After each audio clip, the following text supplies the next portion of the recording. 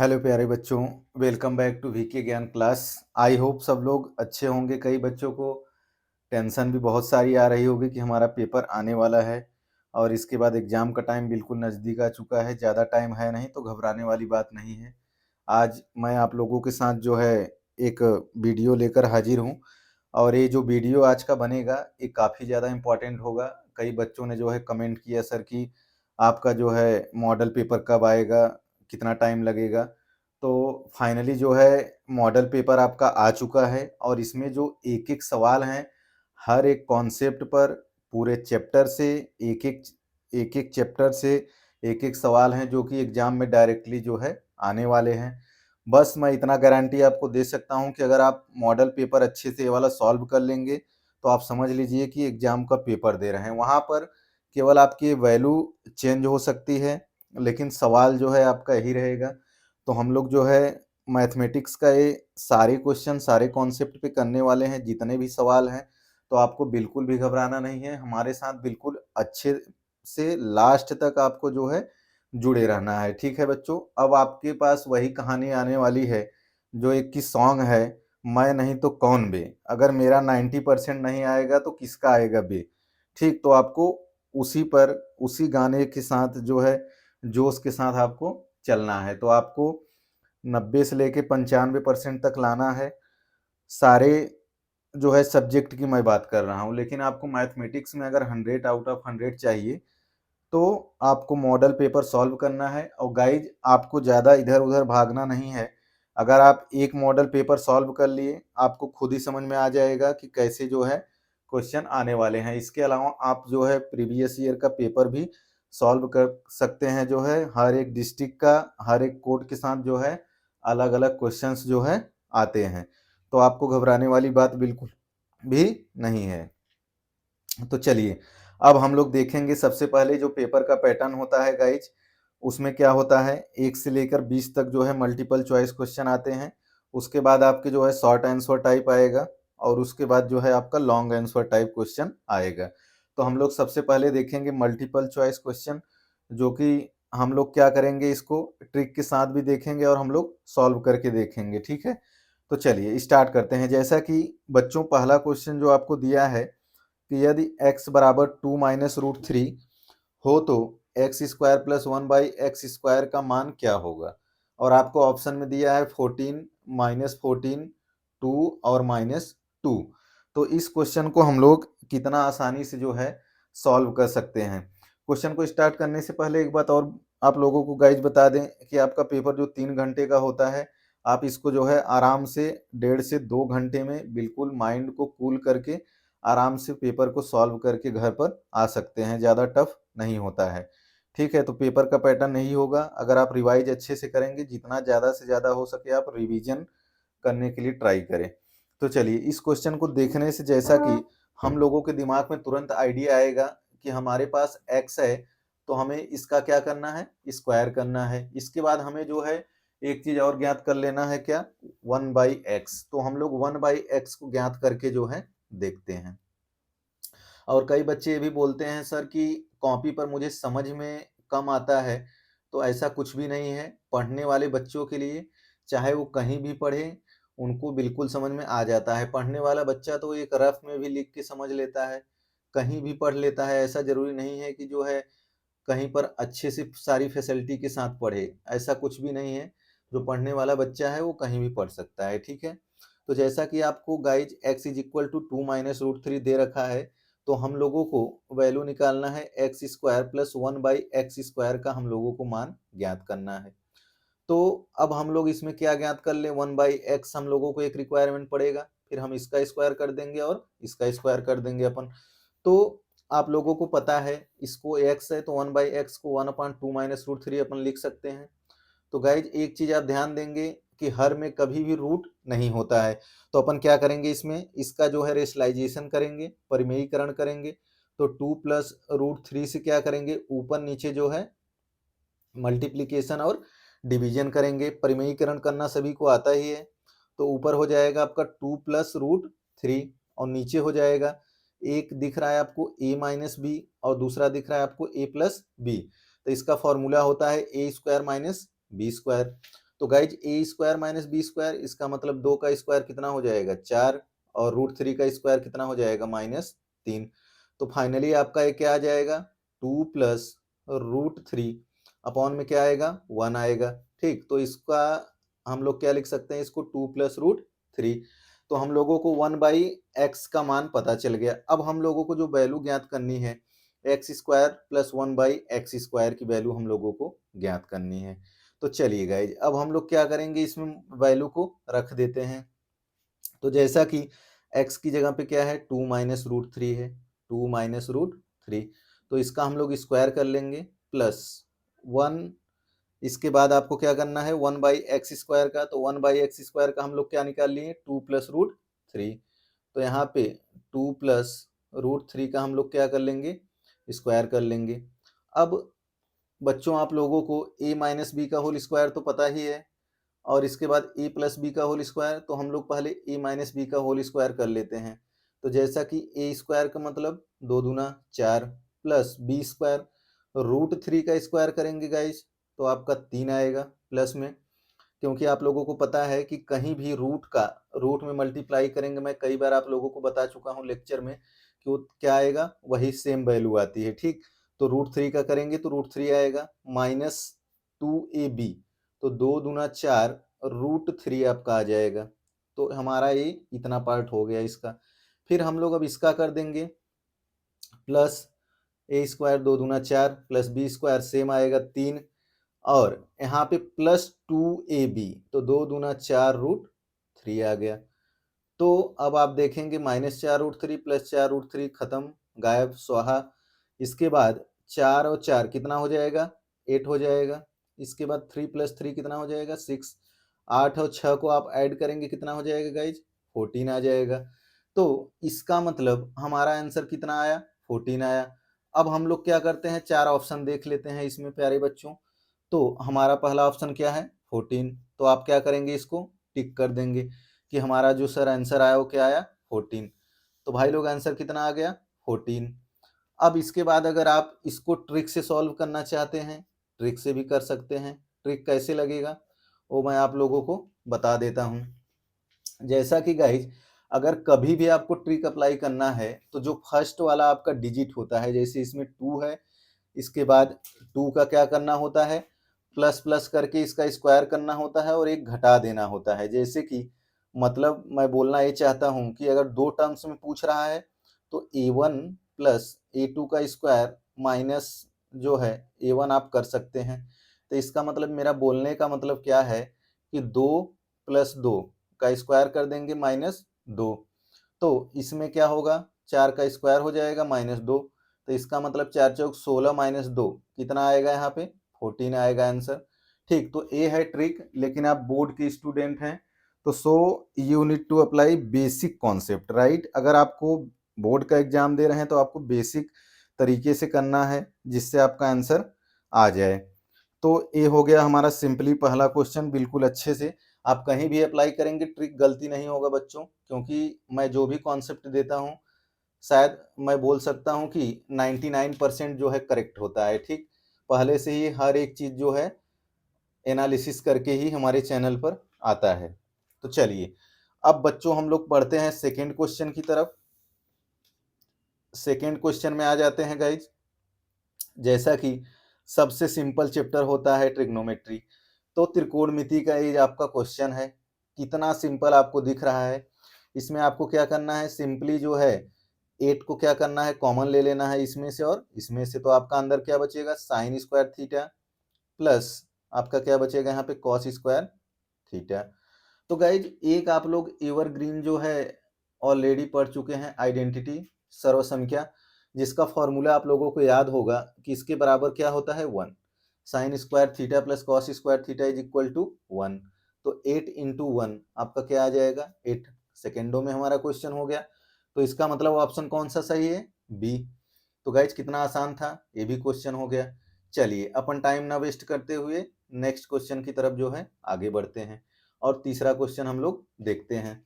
निर्देशांक तल में यदि कोई बिंदु x अक्ष पर स्थित है तो उस बिंदु की कोटि क्या होगी।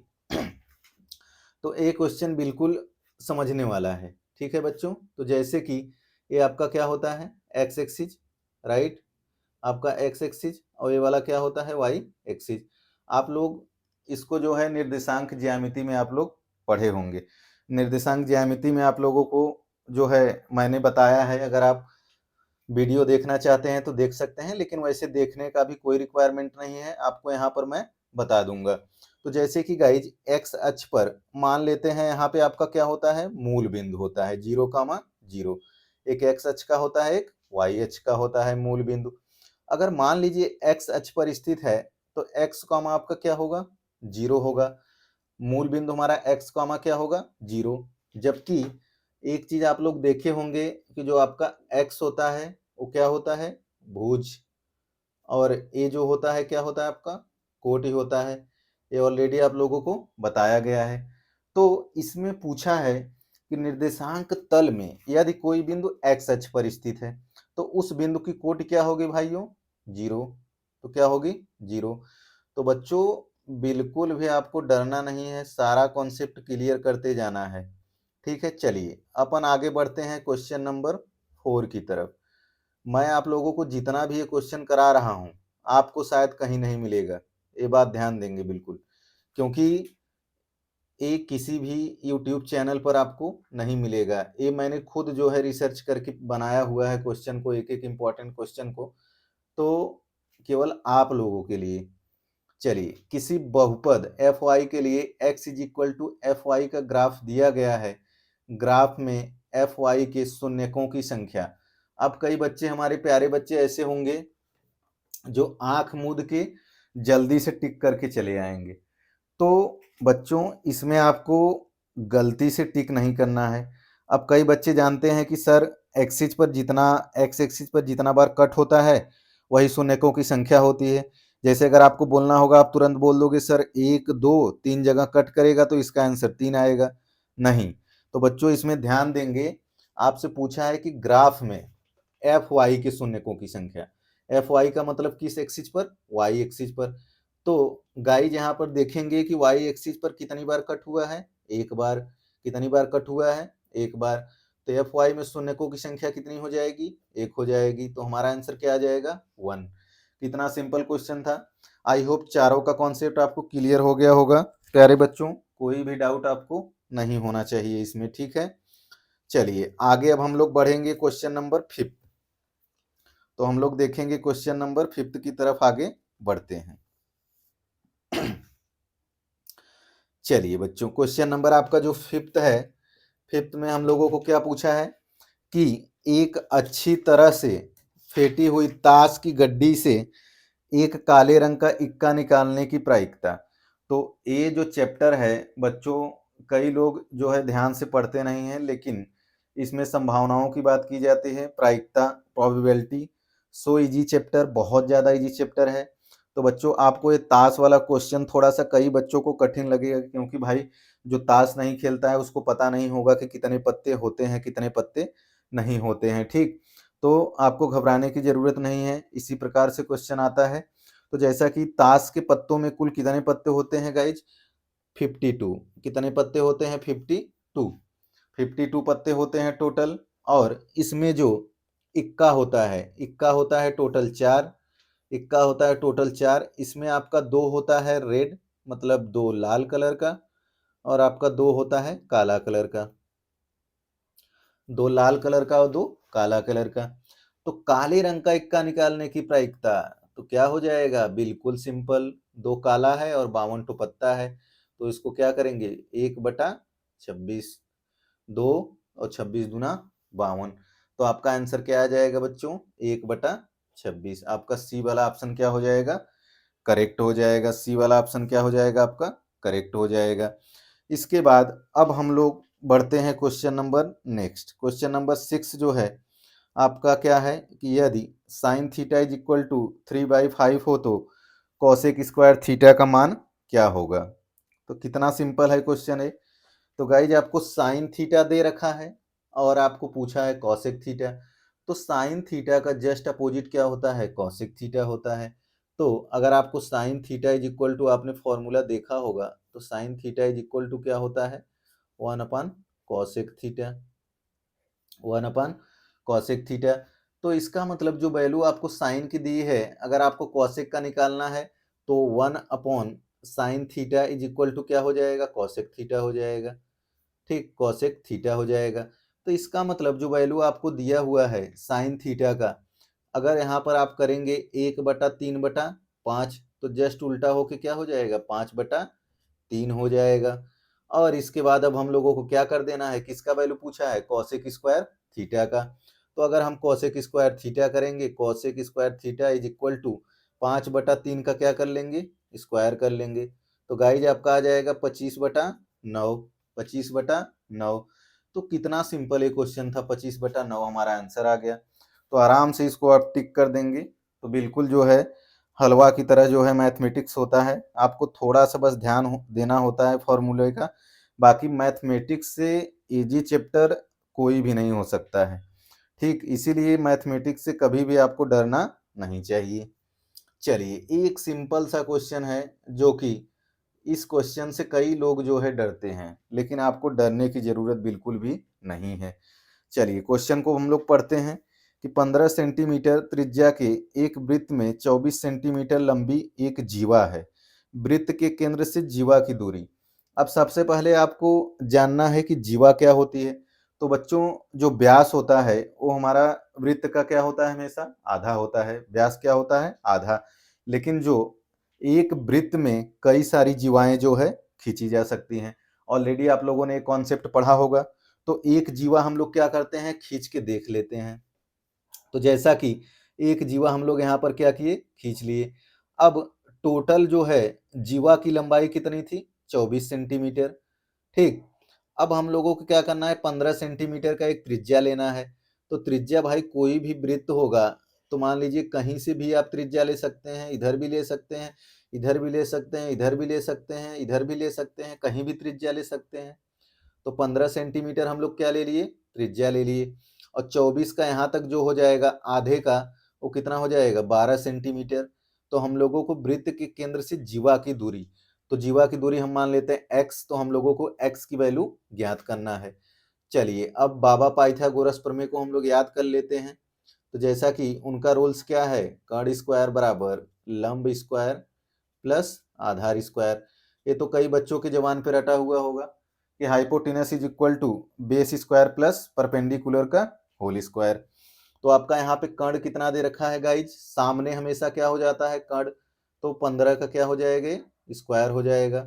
इसके बाद आपको लंब लंब आपको ज्ञात करना है, तो x का स्क्वायर हो जाएगा और प्लस आधार का स्क्वायर कितना हो जाएगा, 12 का स्क्वायर हो जाएगा। तो 15 का स्क्वायर गाइज कितना होगा, 225 होगा। तो 15 का स्क्वायर आप कर लीजिए 225 बराबर एक्स स्क्वायर, 12 का स्क्वायर कितना होगा, 144 हो जाएगा। अब इसको इस साइड लाइए, तो 225 माइनस 144 बराबर एक्स स्क्वायर। तो 225 में से जब आप 144 को घटाएंगे तो आपका कितना आ जाएगा, 81। 4 में से 5 में से 1 आया। इसके बाद जो है 42 में से 22 में से 14 माइनस हुआ तो आपका 8 आया, is equal to x square. अब यहाँ से एक्स स्क्वायर बराबर रूट में लेके इसको ज्ञात कर सकते हैं। तो x square is equal to 81 है, तो x is equal to root में कितना आ जाएगा, 81। तो इसका वर्गमूल निकालेंगे, कितना आ जाएगा, 9। या तो आप इसको 9 का स्क्वायर ही करेंगे, तो स्क्वायर स्क्वायर हटेगा, तो एक्स इज इक्वल टू कितना आ जाएगा, 9। तो आपका आंसर क्या होगा, 9 सेंटीमीटर। तो गाइज आपको एग्जाम में बिल्कुल भी तुक्का नहीं लगाना है, ऐसे आपको सॉल्व करके जो है हर एक क्वेश्चन को आपको दिखा देना है, ताकि एग्जामिनर बिल्कुल मजबूर हो जाए आपको पूरा का पूरा नंबर देने के लिए। ठीक, तो आपको बिल्कुल जोश में रहना है एकदम, और आपको जो है मार्क्स ले आना है एग्जाम में। तो चलिए नेक्स्ट क्वेश्चन की तरफ हम लोग बढ़ते हैं, टाइम ना वेस्ट करते हुए। तो हमारा ये क्वेश्चन जो है काफ़ी मज़ेदार होने वाला है।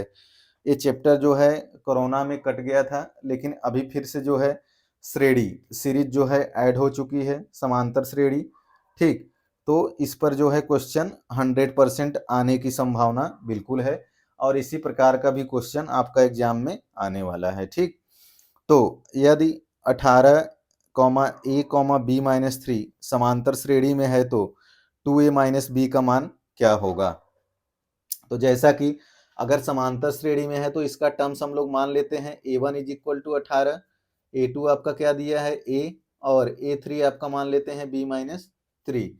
अब मान लीजिए अगर समांतर श्रेणी में है, किसमें है, समांतर श्रेणी, तो अगर समांतर श्रेणी में है, समांतर श्रेणी में है तो एक चीज आप लोगों को ज्ञात पता होगा, ठीक, कि उसमें सर्वांतर क्या हो जाते हैं, बराबर। अब कई बच्चों को सर्वांतर के बारे में नहीं पता होगा, तो जो है सर्वांतर के बारे में आप कॉन्सेप्ट देख सकते हैं जाके, ठीक। तो सर्वांतर का मतलब क्या होता है, यही हम लोग कॉन्सेप्ट को समझ लेते हैं। तो जैसा कि सर्वांतर में A1 माइनस A2, ठीक, A2 माइनस A1 होता है, इसको ध्यान देंगे जब भी आप D निकालते हैं तो वहां पर क्या करते हैं, A2 माइनस A1, सर्वांतर D निकालते हैं। तो जैसा कि हम लोग यहाँ पर कर देंगे क्या, A2 माइनस A1, तो A2 minus A1 is equal to क्या होता है, A3 माइनस A1 होता है गाइज, A3 माइनस A1। तो जैसा कि A2 आपका कितना है A, और माइनस A1 कितना है 18, इज इक्वल टू A3 कितना है B-3 है, और A1 कितना है -A है। तो एक चीज हम ध्यान देंगे, A को अब इस साइड लाते हैं तो -A है, इस साइड आएगा तो A प्लस A हो जाएगा, और इसके बाद B को इधर लाते हैं तो -B होगा, और -3 18 को इधर लाएंगे तो प्लस कितना हो जाएगा 18। तो गाइज A प्लस A कितना होगा 2A minus B is equal to 18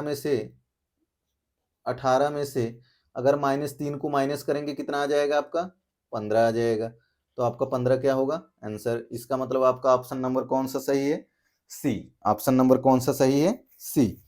तो ये भी हम लोग ज्ञात कर लिए, समांतर श्रेणी में था, सर्वांतर को बराबर किए, A2 minus A1 is equal to A3 minus A1। इसके बाद वैल्यू को रखे A minus 18 B-3 minus A। इसके बाद हम लोग क्या किए, इस साइड जो है ले आए, एक साइड जो है हम लोग अचर पदों को ले आए, दूसरे साइड हम लोग क्या करें, न्यूमेरिक पदों को ले आए, और इसको जो है सॉल्व कर दिए। चलिए गाइज, अब हम लोग आगे बढ़ते हैं क्वेश्चन नंबर जो है 9 की तरफ। तो क्वेश्चन नंबर 9 अब हम लोग देखते हैं जो है कि हमारा क्या है। चलिए गाइज, तो क्वेश्चन नंबर 9 में आपको क्या दिया हुआ है कि अब हमारा जो है मेंसुरेशन का आ गया क्वेश्चन, बहुत सिंपल है कि यदि एक लंबवृत्तीय बेलन की त्रिज्या को 2 गुना कर दिया जाए तो उसके पृष्ठ का क्षेत्रफल क्या होगा। कितना सिंपल क्वेश्चन है, आप लोग ऑलरेडी इस सब के बारे में पढ़ चुके होंगे।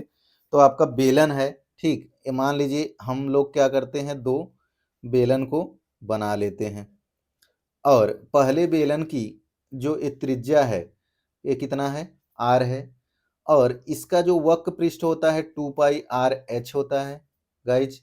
इसके बाद आप एक दूसरा बेलन हम लोग लेते हैं, ठीक। अब इसमें बोल रहा है कि इसकी त्रिज्या कितना है, मान लीजिए इसकी त्रिज्या हम लोग कैपिटल R, तो जो कैपिटल R बोल रहा है वो कितना बोल रहा है 2r, क्योंकि बेलन की त्रिज्या को 2 गुना कर दिया जाए तो हम लोग बेलन की त्रिज्या को क्या किए 2 गुना कर दिए।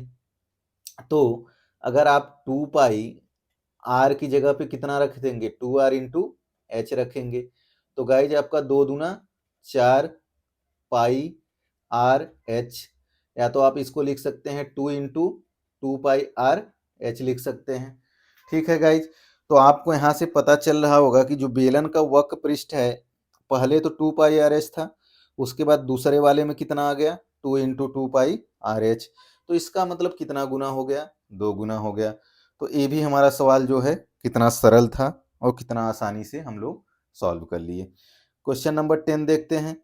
इसमें आपको क्या दिया है, 2 समीकरण, आपको 2 समीकरण दिया है, इसके बाद आपको हल करके बताना है कि इसका हल अद्वितीय हल होगा, अनेक हल होगा, कोई हल नहीं होगा, इनमें से कोई नहीं। तो बच्चों जैसा कि इसमें अगर आप कंपैरिजन हम लोग करते हैं हमेशा, x वाले का x तो 6/4 इज इक्वल टू y वाले का y के साथ करते हैं, ठीक, माइनस जो है आपका 6 आएगा, इसका मतलब x1/x2 is equal to y1/y2। तो यहाँ पे अगर आप डिवाइड करेंगे तो 3/2, और इसको 3 से डिवाइड करेंगे 3 त्रिक का 9 -2 दूना 2 तियां 6, 3 दूना 6 मतलब।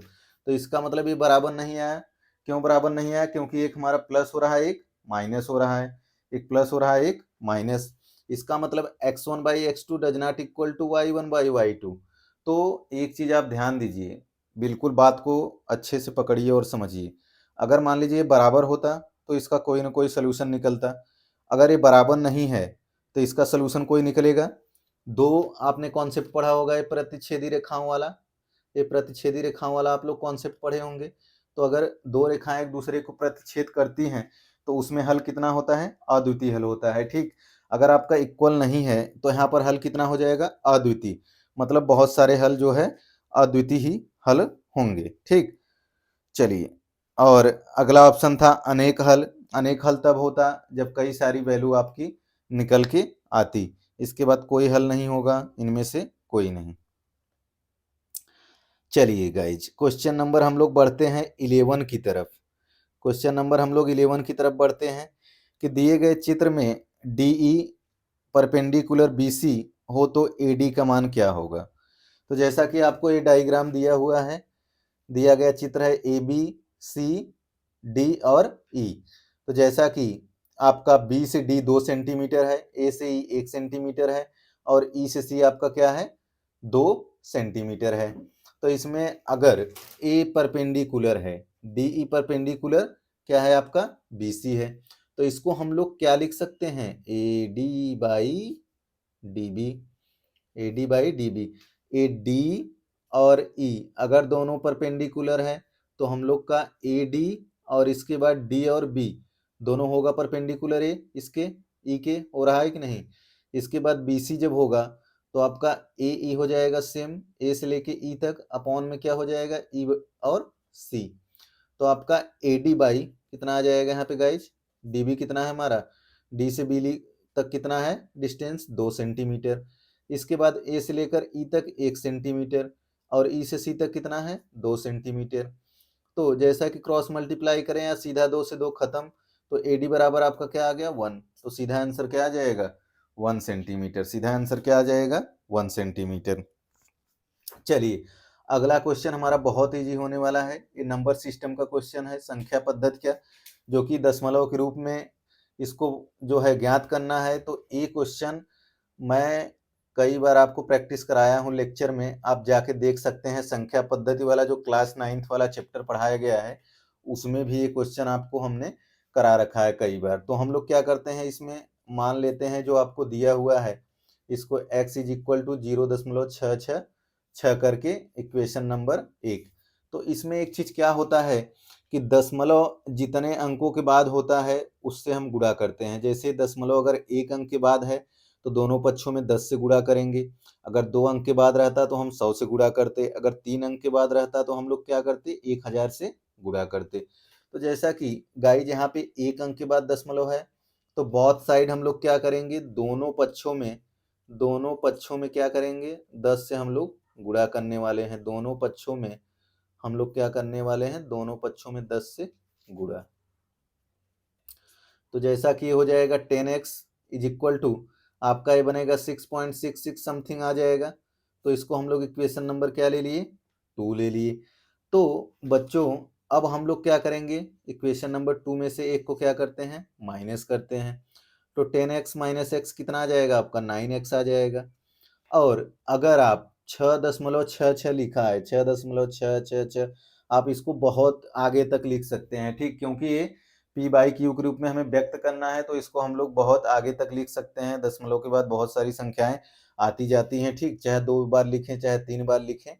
तो अगर हम 6.666 माइनस करेंगे, सॉरी 0.66 माइनस करेंगे तो ये सब तो आपका क्या हो जाएगा? 0 0 0 और यहाँ 6 में से 0 घटा कितना आ गया? 6। तो इसका मतलब यहाँ पे कितना बचा? 6। तो गाइज यहाँ पे आपका कितना बचा? 9x is equal to 6। तो x इज इक्वल टू 6/9। 3 दूना 6, 3 त्रिक्का 9 काटे। अब हम लोगों को p बाई क्यू के रूप में ही ज्ञात करना था। तो हमारी जो संख्या थी 2/3 ये किसके रूप में आ गई? p बाई क्यू के रूप में आ गई कि नहीं? p बटा क्यू के रूप में 2/3 हमारा आंसर आ चुका है। तो हम लोगों को टिक कर देना है ये option number A, question number 12 का। तो आपका कितना आ गया, P/Q इज इक्वल टू कितना आ गया, 2/3। तो हमारा क्वेश्चन नंबर 12 भी सॉल्व हो गया। अब हम लोग धीरे से बढ़ते हैं क्वेश्चन नंबर जो है 13 की तरफ। तो हम लोग क्वेश्चन नंबर 13 को जो है सॉल्व करने वाले हैं और देखेंगे कि हमारा क्वेश्चन नंबर 13 क्या है। तो चलिए, क्वेश्चन नंबर 13 भी एक धमाकेदार क्वेश्चन है। तो गाइज इसमें आपको दिया है कि त्रिभुज ABC एक समकोण त्रिभुज है जिसमें angle C is equal to 90 degree. तो कोसेक A प्लस बी का मान ज्ञात कीजिए। तो सबसे पहले बच्चों, इस क्वेश्चन को पढ़ने के बाद आप एग्जाम में बैठे हैं तो सबसे पहले आपको ध्यान देना है कि त्रिभुज हमारा क्या है। तो त्रिभुज हमारा क्या है, समकोण त्रिभुज है। तो सभी बच्चों को क्लास में हजारों बार जो है लिख कर बताया गया है कि हमारा समकोण त्रिभुज वो होता है जिसका एक एंगल क्या हो, 90 डिग्री हो। तो ABC आपका ये कितना है, 90 डिग्री। इसको हम लोग बना लेते हैं। तो जैसा कि गाइज त्रिभुज में तीनों कोणों का योग 60-60-60 होता है, तो हमारा कितना आ गया, 180 अंश। ठीक, त्रिभुज में तीनों कोणों का योग 60-60-60, तो 6×18 180 अंश। तो मान लेते हैं हम लोग एक हमारा एंगल क्या है, 90 है, समकोण है, तो इज इक्वल टू 180 डिग्री। तो हमारा यहाँ से A प्लस बी जो निकल के आएगा 180 डिग्री माइनस 90 डिग्री, आपका क्या आ जाएगा, 90 डिग्री। तो A प्लस बी बराबर हमारा क्या आ गया, 90 डिग्री। अब हम लोगों को करना क्या है, इसमें कोसेक A प्लस बी का मान ज्ञात करना है। तो इसको अगर हम लोग लिख दें कि cosec A plus B is equal to cosec 90 degree, तो गाइज साइन 90 डिग्री का वैल्यू कितना होता है, 1। तो कोसेक 90 डिग्री का वैल्यू कितना होता है, 1। जस्ट अपोजिट करेंगे तो कितना होगा, 1। तो हम लोग का आंसर क्या आ जाएगा, बी वाला आ जाएगा। ठीक, क्योंकि साइन 0 का मान 0 होता है तो कोसेक 0 का मान 0। ठीक, अगर साइन 90 का मान 1 होगा तो डायरेक्ट कोसेक 90 का मान क्या होगा, 1 होगा।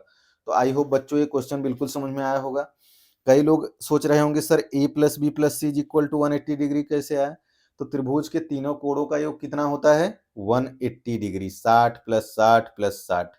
और जबकि एक हमारा समकोण था तो 90 डिग्री दिया था, तो 180 डिग्री माइनस 90 डिग्री, तो हमारा क्या आया, 90 डिग्री आया। तो अगर हम दोनों पक्षों में कोसेक ले लिए तो हमारा कोसेक 90 डिग्री का वैल्यू कितना आया, 1। चलिए, अब हम लोग बढ़ते हैं, फिर से एक क्वेश्चन हमारा आ चुका है इसका जो है मेंसुरेशन का। तो एक शंकु का आयतन 25 घन सेंटीमीटर है, तो उसी त्रिज्या तथा ऊंचाई के बेलन का आयतन क्या होगा। तो हमारा कितना सिंपल ये क्वेश्चन होने वाला है, क्वेश्चन नंबर 14। तो शंकु, शंकु आप लोग जानते हैं बच्चों क्या होता है, जोकर को देखे हैं ना। तो जो जोकर की टोपी होती है वो शंकु के आकार की होती है हमेशा। तो शंकु में हमारा हो जाता है ऊंचाई और ये हमारा हो जाता है आर, त्रिज्या। ठीक है, हो जाता है ऊंचाई और त्रिज्या। तो अब हमसे पूछा है कि शंकु का आयतन कितना है, पूरा आयतन तो 25 घन सेंटीमीटर। तो उसी त्रिज्या तथा ऊंचाई के बेलन का आयतन पूछ रहा है। तो एक बना लीजिए बेलन, ये हम लोग बना लिए क्या, बेलन।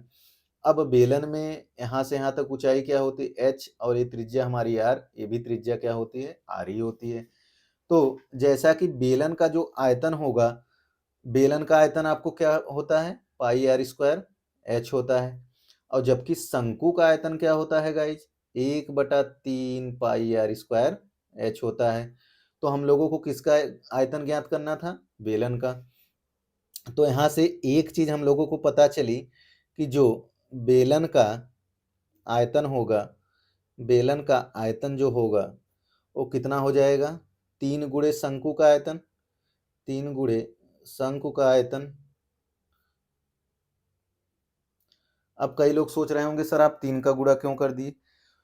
तो भाई इसमें जो 25 सेंटीमीटर है, 1/3 पाई आर स्क्वायर एच है। ठीक, तो अगर हम 3 से ऊपर नीचे गुणा करेंगे तभी तो पाई आर स्क्वायर एच के इक्वल टू आएगा।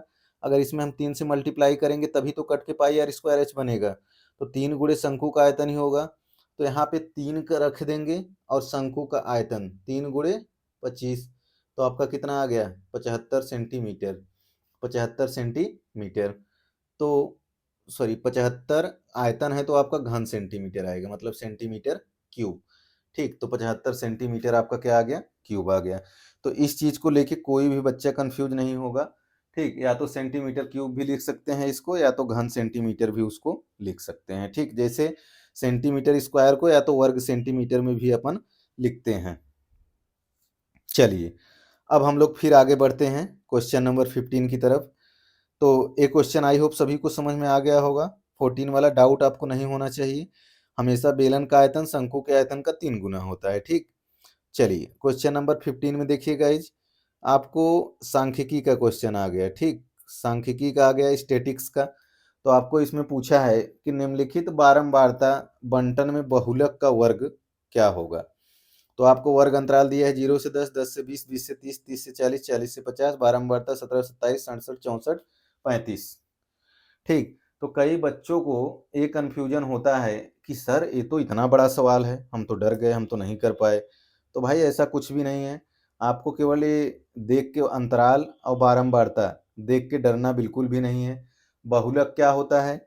बहुलक वो होता है कि जिस वर्ग अंतराल में सबसे ज़्यादा बारंबारता होती है वही आपका क्या हो जाता है? बहुलक हो जाता है।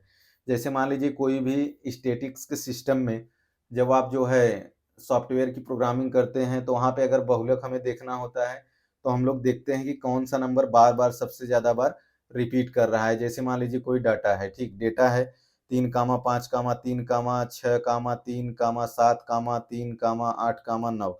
तो इस प्रकार का है, उसमें 3 जो है बार बार रिपीट हो रहा है। ठीक, तो सबसे ज़्यादा 3 का डेटा होगा तो हम लोग उसको एज्यूम कर लेते हैं क्या, जो है बहुलक। तो जैसे कि यहाँ पे देखिए गाइज, सबसे ज्यादा वर्ग अंतराल किस में बारंबारता है? तो 20 से 30 में है 67। तो आपका आंसर क्या होने वाला है? बी वाला, कि 20 से 30 में आपको जो है 67। मतलब आपको कुल मिला के देखना है, आंसर बता देना है, देखना है आंसर बता देना है, आपको घबराने वाली दिक्कत नहीं होनी चाहिए। चलिए क्वेश्चन नंबर 16 में प्रायिकता का क्वेश्चन है कि एक निश्चित घटना की प्रायिकता क्या होगी। अब जरा सोचिए, आपकी घटनाएं दो होती हैं, एक निश्चित घटना होती है, एक अनिश्चित घटना होती है। मान लीजिए कि निश्चित घटनाएं वो घटनाएं होती हैं जो मतलब होना निश्चित होता है। जैसे कि कोई काम मतलब निश्चित रूप से हो गया है कि हम ये तो फाइनली कर चुके हैं। जैसे आप स्कूल जा चुके हैं, ये आपकी निश्चित घटना आपके साथ घट चुकी है। लेकिन अगर मान लीजिए अनिश्चित घटना होगी, वो घटना होने वाली होगी, आप नहीं जानते हैं। जैसे मान लीजिए आप स्कूल जा रहे हैं, आपकी साइकिल पंचर हो गई, तो कुल मिला के आपकी अनिश्चित घटना हो गई। ऐसा ना हो, ऐसा मत सोचना कि सर बोल रहे हैं तो ऐसा ही होगा। ठीक, तो कुल मिलाकर निश्चित घटना जो होगी, एक प्रकार से एक घटना आपके साथ जो है घट रही है। जैसे मान लीजिए आप मैथमेटिक्स का एग्जाम दिए, आपका 100 नंबर 100% कन्फर्म है। ठीक, तो एक निश्चित घटना जो है घटेगी, तो वहां पे जो प्रायिकता होगी क्या हो जाएगी बच्चों? 1। तो आपका ऑप्शन नंबर कौन सा सही होगा? 1। चलिए गाइज, अब आ जाइए जो है त्रिकोणमिति का ऊंचाई और दूरी का क्वेश्चन फिर से आ गया हमारा। ये एक अलग प्रकार का क्वेश्चन होता है, कई बच्चे देख के बहुत ज़्यादा डर जाते हैं, ऐसा मैंने देखा है। तो आपको डरना नहीं है। चलिए पढ़ते हैं क्वेश्चन को। पहले जैसे मैं पढ़ूंगा वैसे आपको एग्जाम में पढ़ के जो है इसको सॉल्व करना है। कि 10 मीटर लंबी एक सीढ़ी एक दीवार पर टिकाने पर भूमि से 8 मीटर की ऊंचाई पर स्थित एक खिड़की तक पहुंचती है। दीवार के आधार से सीढ़ी के निचले सिरे की दूरी क्या होगी? 5 मीटर, 6 मीटर, 8 मीटर और 10 मीटर। तो चलिए भाई, इसकी कहानी हम लोग पहले डायग्राम बना के स्टार्ट करते हैं। कि एक जो है लंबी क्या है आपकी, दीवार की सीढ़ी है, और भूमि से 8 मीटर की ऊंचाई पर एक खिड़की तक पहुंचती है। चलिए इसको हम लोग सॉल्व करके देख लेते हैं। जैसे कि यहाँ मान लीजिए आपका क्या होगा, खिड़की होगी, घर खिड़की बनी होती है। ठीक, और यहाँ से हम लोग क्या ले लेंगे? सीढ़ी ले लेंगे। अब ऐसा तो है नहीं कि भाई सीढ़ी बिल्कुल ऐसे खड़ा सीधा कर दे तो आप गिरोगे धड़ाम से। तो सीढ़ी जो भी होती है हमेशा क्या होती है? तिरछी होती है। सीढ़ी क्या होती है? हमेशा तिरछी होती है। ठीक, तो ये कितना है हमारा? 10 मीटर। और ये कितना है आपका? 8 मीटर। अब हम लोगों को जमीन से ऊंचाई डिस्टेंस जो है यही तो हम लोगों को कैलकुलेट करना है। तो सीढ़ी का 10 मीटर दिया था, ऊंचाई 8 मीटर है खिड़की से। इसके बाद हम लोगों को यही सीढ़ी और इसके बाद खिड़की के बीच का जो जमीन का जो है दूरी है वही तो हम लोगों को ज्ञात करना है। तो चलिए फिर से हम लोग पाइथागोरस प्रमेय बाबा को जो है पाइथागोरस के प्रमेय को याद करते हैं। ठीक, तो आपका क्या होता है, कर्ण स्क्वायर इज इक्वल टू लंब स्क्वायर प्लस आधार का स्क्वायर। तो कर्ण आपका कितना है बच्चों, 10 का स्क्वायर इज इक्वल टू आपका लंब कितना हो जाएगा 8, तो 8 का स्क्वायर, आधार कितना है x प्लस एक्स का स्क्वायर। तो 10 दहा में 100 is equal to 64 plus x square. तो 100 में से 64 को माइनस करेंगे, इसको इस साइड ले आएंगे, 100 minus 64 is equal to x square. तो 100 माइनस 64 कितना हो जाएगा 36 is equal to x square. X बराबर कितना आ जाएगा 6 मीटर, क्योंकि x इज इक्वल टू क्या होगा रूट में 36 होगा, तो इसका वर्गमूल कितना आ जाएगा 6। तो हमारा आंसर कितना आ गया 6 आ गया। तो हम लोग ऑप्शन में देख लेते हैं कि हमारा आंसर 6 मीटर है। बिल्कुल है, 6 मीटर है, 6 मीटर है। हम लोग एक लंबी सीढ़ी लिए 10 मीटर, 8 मीटर ऊंचाई दे दिए खिड़की की। तो दीवार के आधार से सीढ़ी के निचले सिरे तक की दूरी, तो निचले सिरे तक की दूरी हम लोगों की कितना आ गई बच्चों, हमारा कितना आ गया x is equal to 6 metre, क्योंकि ये निचला सिरा सीढ़ी का जमीन पर है। इसके बाद एक खिड़की से ही हम लोगों को ज्ञात करना था। ठीक, तो हम लोग ये भी क्वेश्चन को जो है ज्ञात कर लिए। अब हम लोग बढ़ते हैं क्वेश्चन नंबर 18 की तरफ। चलिए क्वेश्चन नंबर 18 हम लोग देखने वाले हैं अब। तो गाइज क्वेश्चन नंबर 18 हमारा है, फिर से आ गया क्वेश्चन कि किसी मीनार की चोटी का उन्नयन कोण 30 अंश है। यदि मीनार की ऊंचाई दुगनी हो जाए तो उस चोटी का उन्नयन कोण क्या होगा। तो हमेशा उन्नयन कोण गाइज 90 डिग्री से कम होता है, आप लोगों को पता ही होगा। तो हम लोग अब इसमें क्या करते हैं, देख लेते हैं डायग्राम बना के कि हमारा चोटी का घटना बढ़ना क्या होगा। तो घबराने वाली बात बिल्कुल भी नहीं है। तो चलिए अब हम लोग इसमें बना लेते हैं गाइज कि पहले बोल रहा है कि एक चोटी है, उसका उन्नयन कोण क्या है 30 अंश है। ये वाला उन्नयन कोण क्या है 30 अंश है। ठीक, उन्नयन कोण आपका क्या है 30 अंश। क्वेश्चन में आपको क्या दिया था गाइज, क्वेश्चन में आपको दिया है कि किसी मीनार की चोटी का उन्नयन कोण कितना है 30 अंश। उन्नयन कोण कितना है 30, तो पहले 30 अंश बना लिए। यदि मीनार की ऊंचाई दुगुनी हो जाए, अब ये मान लीजिए आपका मीनार है, अब इसको हम लोग ऊंचाई को क्या करें बढ़ा दें, ऊंचाई को इसको बढ़ा दिए, फिर आपका ये उन्नयन कोण जो है 30 अंश है इसमें। ठीक, 30 अंश है, कितने लोग 30 अंश बोलेंगे, ऐसा नहीं बोलेंगे। ठीक, क्योंकि 30 अंश से यहाँ पर क्या हो जाएगा ज़्यादा हो जाएगा, 30 अंश से ज़्यादा होगा। जैसे आप दीवार पर मान लीजिए कभी देखते हैं ऐसे खिड़की के ऊपर, घर के पीछे से आप लोग झांकते हैं ना, ये सब की कमी होती है। तो ऐसे करके आँख को देखते हैं, इसके बाद फिर थोड़ा सा आपको गर्दन को ऊपर की तरफ उठाते हैं, जब ज़्यादा डिस्टेंस हो जाता है, ज़्यादा ऊंचाई हो जाती है। ठीक, तो 30 अंश से क्या होगा ज़्यादा होगा। अगर इसकी ऊंचाई h थी, ठीक, ये मान लीजिए x था, ये भी मान लीजिए x ही है, उतना ही है, लेकिन इसकी जो ऊंचाई है वो क्या हो गई 2h हो गई, दुगनी हो गई।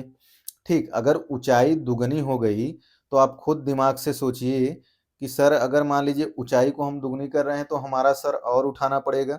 तो इसका मतलब इसमें जो उन्नयन कोण होगा वो क्या हो जाएगा बढ़ जाएगा। ठीक, अगर आप गर्दन को सीधा करेंगे तो उन्नयन कोण शायद 30 अंश के से क्या होगा ज़्यादा होगा। तो ये चीज़ आपको समझना चाहिए। चलिए क्वेश्चन नंबर 19 है गाइज कि बिंदु -3, 5 की y अक्ष से दूरी क्या होगी। -3, 5 से y अक्ष की दूरी क्या होगी। तो ये वाला क्वेश्चन गाइज बहुत इजी है। ठीक, इसको हम लोग समझ लेते हैं कि कैसे जो है सॉल्व होगा ये। बिंदु -3, 5 की y अक्ष से दूरी, -3, 5 की y अक्ष से दूरी। तो जैसा कि गाइज इसमें हम लोग बना लेते हैं x अक्ष और y अक्ष। तो x अक्ष y अक्ष बना लिए, तो a y अक्ष हो गया हमारा, a x अक्ष हो गया। अब -3 हमारा क्या है x अक्ष पर, x, y, और जो y से दूरी है मान लीजिए यहाँ आपका 5 आ रहा होगा। ठीक, तो आपका ये 5 कामा क्या हो गया -3। अब y अक्ष से दूरी पूछ रहा है, y अक्ष से दूरी, इस अक्ष से दूरी क्या है आपकी -3 है, तो आपका आंसर क्या होगा -3। मतलब जो y अक्ष से दूरी होती है उसको हम लोग x अक्ष वाला कैलकुलेट करते हैं। अगर हमसे x अक्ष का दूरी पूछता है तो हम लोग y अक्ष का दूरी जो है बताते हैं। ये सीधा सा कंसेप्ट आप दिमाग में अपने बैठा लीजिए कि कभी भी अगर x अक्ष से दूरी पूछे तो y इज इक्वल टू, अगर y अक्ष से दूरी पूछे तो x इज इक्वल टू होता है। चलिए आगे गाइस देखते हैं क्वेश्चन नंबर 20 कि संख्या 144 के अभाज्य गुणनखंड में अभाज्य गुणनखंडों के घातों का योगफल क्या होगा? 3, 4, 5, 6। तो जैसा कि गाइज अब हम लोग देख लेते हैं 144 है, तो इसका हम लोग क्या करते हैं, अभाज्य गुणनखंड कर लेते हैं 144 का। ठीक, तो 144 का अगर आप करेंगे तो आपका क्या आ जाएगा, 2 से कैंसिल करेंगे तो 72, 2 से 36, फिर 2 से 18, फिर 2 से 9, फिर 3 से आपका 3, फिर 3 से आपका 3। तो आपका 2 कितनी बार आया, 4 बार, गुणे 3 कितनी बार आया, 2 बार। तो घातों का पूछ रहा था तो 4 प्लस 2 कितना आ जाएगा, 6 आ जाएगा। तो कितना इजी क्वेश्चन था ये। अभाज्य गुणनखंड कर लिए इसका। अभाज्य गुणनखंड करने के बाद हम लोगों को बताना था कि घातों का योगफल क्या होगा। तो घातों का योगफल हमारा कितना हो जाएगा, 6 हो जाएगा। तो घातों का योगफल हमारा कितना हो जाएगा, 6। चलिए अब हम लोग थोड़ा सा पढ़ते हैं, अब महासंग्राम स्टार्ट होगा। वो तो आपका मल्टीपल चॉइस क्वेश्चन था, लेकिन अब जो है आपका अच्छा क्वेश्चन आने वाला है। इसके बाद हम लोग और भी लॉन्ग क्वेश्चन करने वाले हैं। ठीक है गाइज, हम लोग ये करेंगे, इसके बाद और भी बड़े बड़े क्वेश्चन हम लोग सॉल्व करने वाले हैं। तो चलिए सबसे पहले हम लोग अब क्वेश्चन को सॉल्व करते हैं। इसमें क वाला क्वेश्चन सॉल्व करते हैं। ठीक, तो क वाला जो क्वेश्चन है इसमें कि ज्ञात कीजिए कि क्या 55 समांतर श्रेणी 7, 10, 13 का पद है, यदि हाँ तो ज्ञात कीजिए। जैसे कि मान लीजिए अगर आप ज्ञात करेंगे 7, 10, 13, 16, इसके बाद फिर 19, 22, 25, 28, 31, 34, ऐसे करके आप डायरेक्ट 55 तक चले जाएंगे, 52, 3, 55 तक। तो इस प्रकार से तो आप जो है देख सकते हैं, लेकिन हम लोगों को मैथमेटिक्स की भाषा में ज्ञात करना है। We need to find the value in maths language, right. तो हम लोगों को ऐसे मुंह से तो वहाँ एग्जाम में बताना नहीं होगा, तो हम लोगों को इसको क्या करना पड़ेगा, सॉल्व करना पड़ेगा। क्या करना पड़ेगा, सॉल्व करना पड़ेगा। तो गाइस जैसा कि हम लोग सॉल्व करना स्टार्ट करते हैं इस क्वेश्चन को और देखते हैं, तो चलिए जैसे कि पहला इसमें हमारा जो आ जाएगा आपका पहला पद, इसमें क्या है, ए इज इक्वल टू कितना है, 7 है।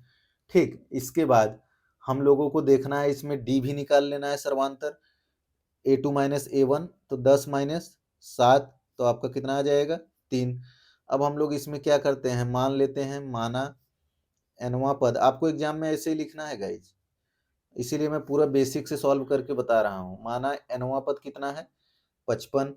अब इसका फॉर्मूला होता है, आप लोगों को याद होगा, a plus n minus 1 into D is equal to 55। तो a का मान कितना है, 7 है, प्लस n माइनस 1 डी का मान कितना है, 3 है, तो 55 है इधर। अब इसको क्या करिए, इसको हम लोग सॉल्व करते हैं। तो n minus 1 into 3 is equal to 7 इस साइड आएगा, तो 55 माइनस कितना हो जाएगा, 7। तो 55 में से अगर 7 को घटाएंगे तो कितना आएगा, 48। अब n minus 1 into 3 is equal to क्या आ गया, 48। अब हम लोग 3 से क्या करेंगे, इसको डिवाइड कर देंगे, तो 48/3, तो यहाँ पे आपका क्या आ जाएगा, 16। तो n minus 1 is equal to 16, तो n इज इक्वल टू, अब इधर क्या करेंगे, एक को ले जाएंगे, तो 16 प्लस 1 कितना आ जाएगा आपका, 17 आ जाएगा। तो n बराबर कितना आ जाएगा, 17। तो इसका मतलब हमारा जो आंसर आएगा वो क्या होगा, आप एग्जाम में कैसे लिखेंगे गाइज, कि अतः 17वां पद, 17वां पद क्या होगा, 55 होगा। 17वां पद क्या होगा, 55। जैसे कि मान लीजिए आप ज्ञात करते, अगर आप तब भी बता लेते कि 3 से सर 7 जाएगा, 7 से 10, 10 से 13, 13 से 16, 19, 22, 55 तक ऐसे जाएगा, तब भी 17 पद आएगा। लेकिन हम लोगों को एग्जाम में इसी तरीके से ही सॉल्व करना है, ठीक, तभी आपको जाके मार्क्स मिलेगा। तो गाइज हम लोग क वाला क्वेश्चन को हम लोग सॉल्व कर लिए। इसके बाद अब हम लोग आगे सॉल्व करेंगे ख वाला क्वेश्चन। आगे हम लोग देखते हैं क्वेश्चन नंबर जो है ख। तो देखते हैं ख वाला हमारा क्वेश्चन क्या है।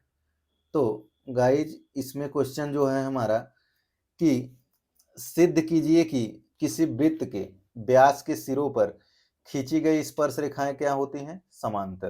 क्या होती हैं? समांतर। अब हम लोगों को कुल मिला के एक वृत्त बनाना है, फिर उसमें व्यास खींचना है, फिर हम लोगों को दो समांतर स्पर्श रेखा खींचना है, फिर हम लोगों को वही जो है प्रूफ करके बताना है कि सही है कि गलत। चलिए शुरू करते हैं इसको, कहानी को। तो क्वेश्चन नंबर हम लोगों को ख वाला सॉल्व करना है। तो गाइस जैसा कि हम लोगों को सबसे पहले एक जो है सर्कल ड्रा कर लेना है। अब आप लोगों को पता है कि किसी गोले को चाकू से आधा आधा काट दिया जाए तो वहाँ पे हमारा क्या बन जाता है? व्यास। और यहाँ पर दो हम लोग क्या ले लिए बच्चों? स्पर्श रेखाएं। दो क्या ले लिए? स्पर्श रेखाएं।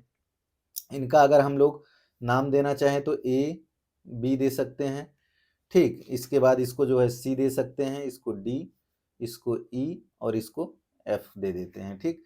अब एक चीज आप लोगों को इसमें ध्यान देना है कि हमारा जो कोण बनेगा वो कितना बनेगा। सबसे पहले यहाँ देख लेते हैं। तो ए वाला अगर 90 होगा तो ए भी क्या है इसके? 90। मान लीजिए इस स्पर्श रेखा के समांतर ए वाला कोण 90 डिग्री, इस स्पर्श रेखा के समांतर 90 डिग्री। जैसा आपको क्वेश्चन में इंस्ट्रक्शन लिखना है बस उसी को फॉलो करते जाना है। दिया क्या है कि सिद्ध कीजिए कि किसी वृत्त के व्यास के सिरों पर खींची गई स्पर्श रेखाएं समांतर।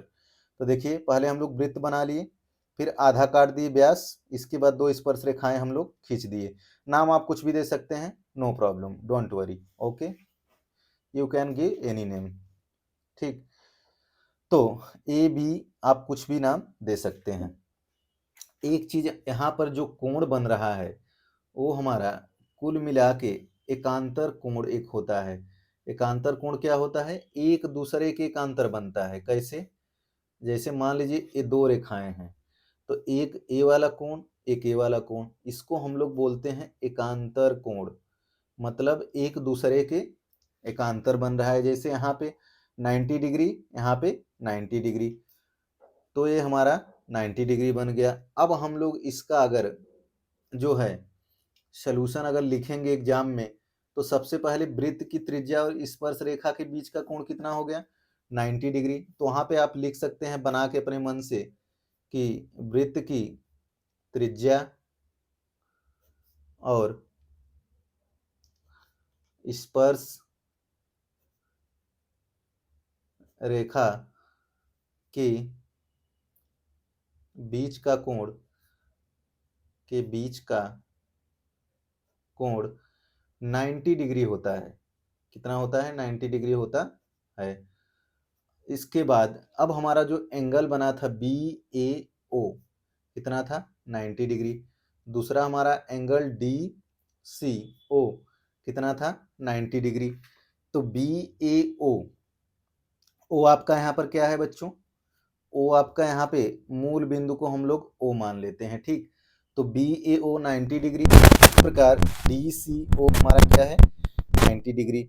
मतलब यहाँ से डिग्री का और यहाँ से बना 90 डिग्री का त्रिभुज दो बन गए।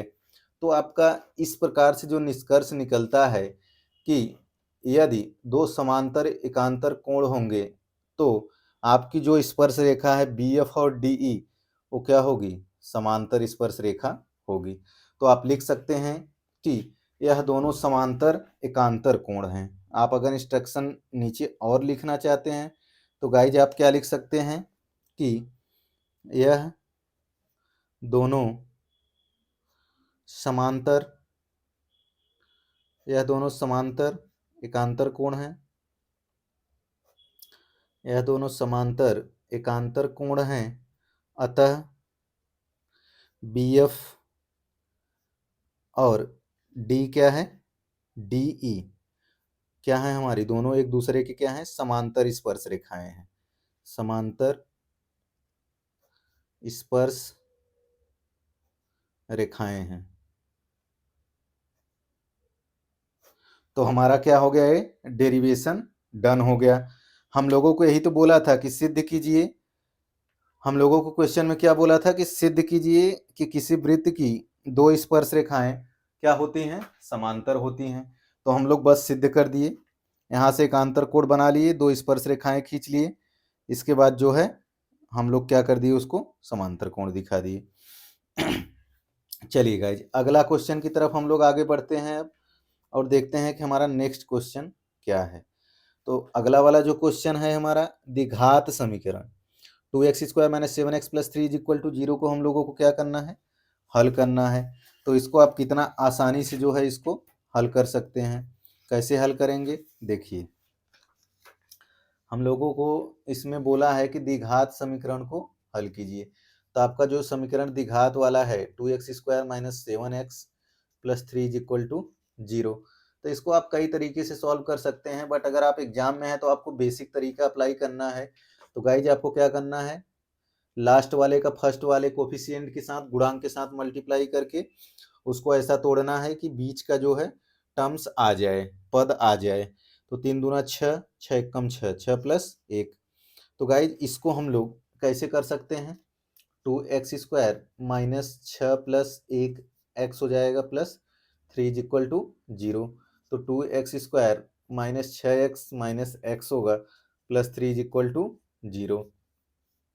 अब यहाँ से 2x कॉमन बनेगा गाइज, तो x - 3 - 1 x - 3 कॉमन बनेगा, तो आपका 2x - 1 हो जाएगा एक ब्रैकेट में, दूसरे में x - 3 = 0। तो उसी प्रकार आप यहाँ से लिख सकते हैं 2x - 1 = 0, तो 2x = 1, तो x = 1/2। और दूसरा है x - 3 = 0, तो x = 3। तो हमारा ये जो है द्विघात समीकरण हल हो गया। तो कितना आसान था ये द्विघात समीकरण। तो आप लोग जो है मेरे हिसाब से बहुत सारे क्वेश्चन प्रैक्टिस कर चुके होंगे 9th में, इसके बाद 10th में आप लोगों ने बहुत क्वेश्चन जो है प्रैक्टिस किया होगा। तो जैसा कि हम लोग यहाँ पर 6 + 1 था, तो x का मल्टीप्लाई किए तो यहाँ पे 6x हो गया, माइनस है तो माइनस का गुणा -6x, प्लस x अंदर गुणा होगा तो माइनस का गुणा होगा तो -x + 3 = 0। तो यहाँ से 2x कॉमन ले लिए तो यहाँ पर बचा x, और यहाँ से 6x में 2x कॉमन हुआ तो कितना बचा 3, और यहाँ पे -1 कॉमन लिए तो x - 3 = 0। तो 2x - 1 x - 3 = 0। तो उसी प्रकार = 0 लेने पर x का वैल्यू आपका क्या निकल के आया, 1/2, और इसके बाद एक 3 आया निकल के। चलिए अब हम लोग बढ़ते हैं नेक्स्ट क्वेश्चन की तरफ, और हम लोग देखते हैं अगला क्वेश्चन हमारा क्या है। तो अगला क्वेश्चन जैसे कि गाइज फिर से हमारा जो है सीरीज वाला क्वेश्चन आ गया, और इस प्रकार का क्वेश्चन जो है एग्जाम में बिल्कुल 100% आना तय है कि समांतर श्रेणी के 3, 7, 11, 15 के कितने पदों का योग 406 होगा। तो हम लोगों को वही सेम कहानी रिपीट करनी है। सबसे पहले हम लोगों को मान लेना है कि माना n पदों का योग कितना है, 406। तो चलिए इसको भी सॉल्व करके हम लोग देख लेते हैं कि कैसे सॉल्व होगा। तो चलिए गाइज अब इसको हम लोग स्टार्ट करते हैं सॉल्व करना इसको। तो हम लोगों को क्या करना है, इसका माना n पदों का योग कितना है, 406। ठीक, तो 406 हम लोगों ने निकाल लिया। इसका मतलब हम लोगों को दिया है Sn बराबर कितना दिया है, 406। Sn का फॉर्मूला सभी बच्चों को याद होगा, n/2 2a + n - 1 × d = हमारा कितना आ गया, 406 आ गया। तो जैसा कि गाइज यहाँ से a बराबर क्या हो जाएगा, पहला पद a बराबर क्या होगा आपका, 3 होगा। a बराबर क्या होगा, 3। इसके बाद अगर आप d निकालेंगे तो क्या होता है, a2 - a1, तो 7 - 3 कितना आ जाएगा, 4 आ जाएगा। अब आप यहाँ पर क्या करेंगे, वैल्यू को जो है हम लोग पुट करके देख लेते हैं। तो n/2 इसके बाद 2 × 3 हो जाएगा, प्लस n - 1 इंटू क्या हो जाएगा, 4 बराबर 406 हो जाएगा। अब गाइज इसको हम लोग सॉल्व कर लेते हैं। जैसा कि अगर आप यहाँ से 2 कॉमन निकाल लेते तो ये 2 गायब हो जाएगा, तो यहाँ से n बचेगा, अंदर बचेगा 3 प्लस 2n माइनस यहाँ से 2 बचा है, तो 2 का मल्टीप्लाई 1 में क्या हो जाएगा, 2 बराबर आएगा 406 आ जाएगा। तो आपका कितना बन गया, 3 + 2n - 2। तो आपका अंदर ये बचा गाइज इसके बाद आगे अब हम लोग इसको सॉल्व करते हैं, तो जैसा कि हमारा अंदर क्या बन जाएगा, 2n बन जाएगा, और इसके बाद अंदर क्या बनेगा, n। एक सेकेंड, इसको अब हम लोग पूरा पेपर को, ठीक है गाइस। तो यहाँ पे आपका अंदर क्या बन जाएगा, 2n प्लस 3 में से 2 गया, 1 बचा, बराबर 406 आ गया यहाँ पर। तो जैसा कि ये 2n स्क्वायर प्लस आपका n बचेगा, और इसको इस साइड ले आएंगे तो -406 बराबर 0 बन जाएगा। तो आपका इक्वेशन क्या बना guys, 2n square plus n minus 406। तो आपको इसका आप क्या करना है, गुणनखंड करना है। तो गुणनखंड करके आपको ब्रेक करके देखना है कि क्या आएगा। तो इसको अगर आप एग्जाम में बैठे हैं तो इसको आप दो तरीकों से कर सकते हैं। एक तो आप जो है श्रीधराचार्य के फॉर्मूले से कर सकते हैं, -b plus minus under root B square minus 4ac upon 2a से कर सकते हैं। इससे भी कर सकते हैं। अगर आप इससे नहीं कर पा रहे हैं गाइज, तो आपको क्या करना पड़ेगा, आपको जो है इसका खंड करके जो है इसको सॉल्व करना पड़ेगा। तो इसका खंड जो होगा हो जाएगा, ये आपको खुद ही करना है। नहीं, आप बोलोगे कि नहीं सर आप कर दीजिए, तो ठीक है, मैं आपको एक तरीके से बता दे रहा हूँ। तो इसका जब आप खंड करेंगे तो 29 गुणे 28 का जो गुणनखंड होगा वो आपका बन जाएगा। ठीक, तो मतलब 406 का सबसे पहले हम लोगों को मल्टीप्लाई करना होगा 2 में। तो आपका आएगा 812। तो 812 को हम लोगों को ऐसा ब्रेक करना है, 812 को ब्रेक करके घटा के लाना है n। तो जब हम लोग 812 करेंगे तो 29 गुणे जब आप 28 करेंगे तो इसका क्या बन जाएगा, गुणनखंड बन जाएगा।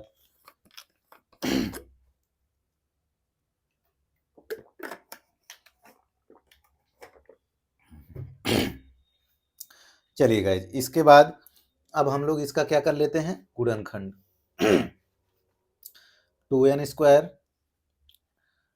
गाइज वीडियो बनाने में बहुत मेहनत लगती है, लेकिन कुछ बच्चे हैं जो है मजाक उड़ाते हैं और वैल्यू को समझते नहीं है, सीरियस होकर पढ़ते नहीं हैं। लेकिन आप लोगों के लिए इतना जी जान से मेहनत करता हूं, तब भी आप लोग चैनल को सपोर्ट नहीं करते हैं, और इसके बाद वीडियो को लाइक भी नहीं करते हैं और शेयर भी नहीं करते हैं। ये सबसे बड़ी गलत बात है, तो ऐसा ना करें। अगर आपके लिए बनाया जा रहा है कंटेंट, तो आप एक जो है इंजीनियर से पढ़ रहे हैं, आप ये भी ध्यान दें कि कंटेंट कितना सटीक हो सकता है। ये वैल्यू आपको फ्यूचर में चल के कभी पता चलेगा, जब आप पढ़ के आगे बढ़ जाओगे तब आपको याद आएगा कि सर ने कितना मेहनत से जो है पढ़ाया था। ठीक, सारा जो कंटेंट है ये काफ़ी ज़्यादा एक्सपेरिमेंटल है। तो जैसा कि हम लोग अब यहाँ पे कर दिए 29 गुणे 28, तो 29 में से 28 को माइनस करेंगे तो हमारा n जो है निकल के आएगा। तो इसको हम लोग गुणनखंड कर लेते हैं बच्चों। तो 2n square plus 29n minus 28n minus 406 बराबर 0। अब इसमें से हम लोग क्या करें, n को कॉमन लेंगे तो आपका बनेगा 2n प्लस 29। यहाँ से -14 कॉमन ले लेंगे तो आपका बन जाएगा 2n plus 29 is equal to 0। तो आपका एक टर्म्स बनेगा n माइनस 14, दूसरा बनेगा 2n plus 29 is equal to 0।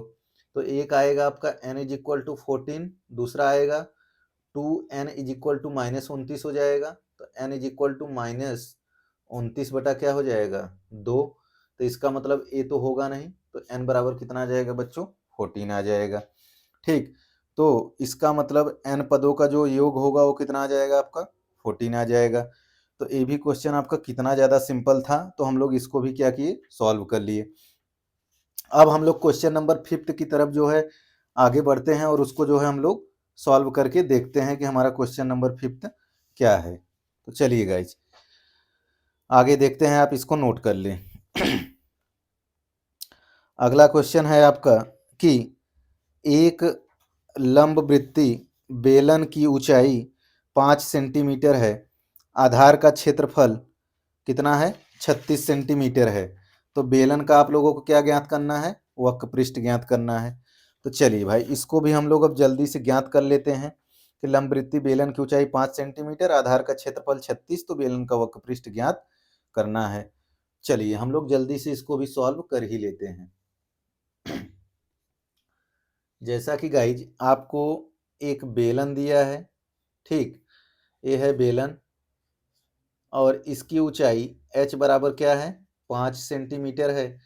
इसके बाद जो इसका एरिया है, पूरा एरिया ए बराबर कितना आपको दे रखा है 36 दे रखा है, 36, ठीक। अब हम लोगों को इसका वक्र पृष्ठ ज्ञात करना है। तो गाइज इसका जो वक्र पृष्ठ होता है वो क्या होता है 2πr/h होता है। सभी बच्चों को ये फॉर्मूला याद होगा, ठीक।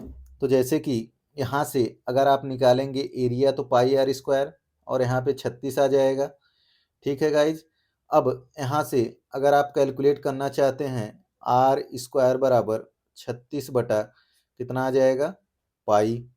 अब पाई का मान 22/7 क्यों नहीं रख रहा हूँ, क्योंकि आगे आपको पता चल जाएगा कि हमारी कैलकुलेशन टफ हो जाएगी। अगर आपको रखना है तो आप रख सकते हैं। तो गाइज r बराबर है कितना हो जाएगा रूट में 36 बटा कितना आ जाएगा पाई। ये बाहर निकल के आएगा कितना 6 और इसके बाद यहाँ पर रूट में कितना आ जाएगा पाई आ जाएगा, रूट में कितना आ जाएगा पाई। अब इसका जो वक्र पृष्ठ होता है हम लोगों को वही तो कैलकुलेट करना है। तो वक्र पृष्ठ का फॉर्मूला हम लोग लिख लेते हैं कि क्या होता है 2πr इंटू एच। तो 2 गुणे पाई रख देंगे, r का मान कितना रख देंगे 6 बटा रूट पाई रख देंगे, h का मान कितना है 5 है। तो ये हम लोग रख दिए। अब यहाँ से अगर आप कैलकुलेट करेंगे तो 6 पंजे 30 दूना 60, ऊपर आ जाएगा 60 पाई, नीचे आया है रूट पाई। तो हमेशा हर में अगर रूट पाई नहीं होगा तो इसका हम लोग क्या करेंगे परिमेयीकरण करेंगे। तो परिमेयीकरण करेंगे गाइज तो हमारा ऊपर आ जाएगा 60 पाई इंटू रूट में पाई और बटे में pi, root pi into root pi आपका क्या आ जाएगा पाई। तो पाई से पाई खत्म, तो आपका कितना आ जाएगा 60। इसके बाद रूट में कितना आ जाएगा पाई और इसके बाद वर्ग सेंटीमीटर, या आप लिख सकते हैं सेंटीमीटर स्क्वायर। इसको आप वर्ग सेंटीमीटर भी लिख सकते हैं या तो सेंटीमीटर स्क्वायर भी आप इसको लिख सकते हैं। तो ये भी आपका क्वेश्चन कितना सिंपल था, हम लोग ये भी सॉल्व कर लिए कितना आसानी के साथ। इसके बाद गाइज अब हम लोग बढ़ते हैं क्वेश्चन नंबर नेक्स्ट की तरफ। जो हमारा क्वेश्चन नंबर नेक्स्ट है वो क्या है कि एक थैले में जो है 5 लाल गेंद और कुछ नीली गेंद हैं। यदि इस थैले में से नीली गेंद निकालने की प्रायिकता लाल गेंद निकालने की प्रायिकता की दुगुनी है तो थैले में नीली गेंदों की संख्या ज्ञात करें। तो सबसे पहले मान लीजिए एक पॉलीथीन है, आप इसको एज्यूम करिए कि उसमें गेंद जो है 5 जो है लाल है और कुछ नीली गेंद। तो मतलब जो नीली गेंदें हैं उसके बारे में हमें पता नहीं है।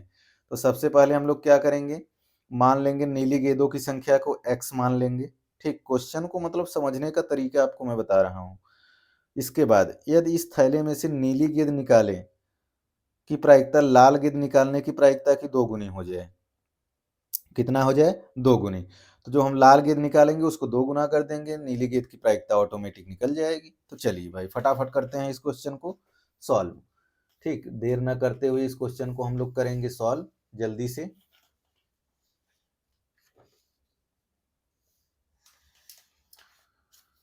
तो चलिए मान लेते हैं इसमें हम लोग सबसे पहले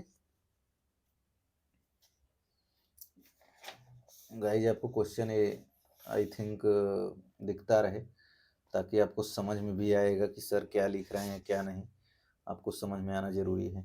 तो सबसे पहले मान लेते हैं इसमें माना थैले में, माना आपको ऐसे एग्जाम में लिखना है माना थैले में नीली गेंदों की संख्या, नीली गेंदों की संख्या।